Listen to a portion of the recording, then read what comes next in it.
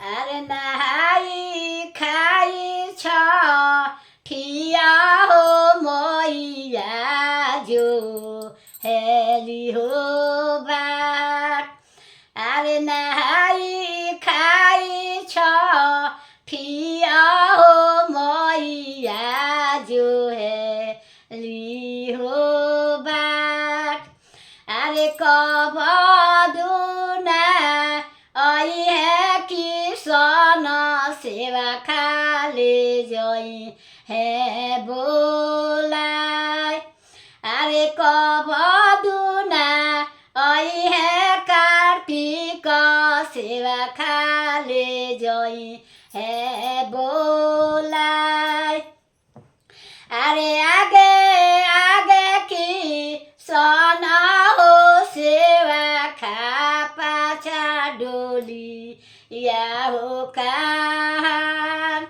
अरे आगे आगे की सना हो सेवा खा पाछा डोली या हो कान। अरे किसान सेवा खा छठी हो माई के लेवय इले बोलाय। अरे कहाँ बारे कार्तिक हो सेवा खा ले बोलाय। अरे किया बारी चांदा हो देई कर ना हो सिंगार। अरे कहाँ बारी किया हो बारी चांदा देई हमार। अरे जल्दी से कर सिंगारा बीते हो जास। अरे जल्दी से करना सिंगारा रगिया बीतल हो जास।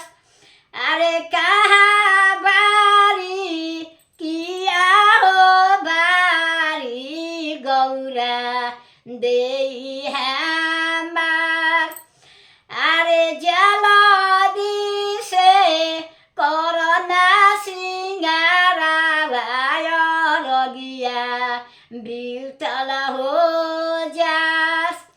अरे का जल्दी से करना सिंगारा रगिया बीतल हो जास।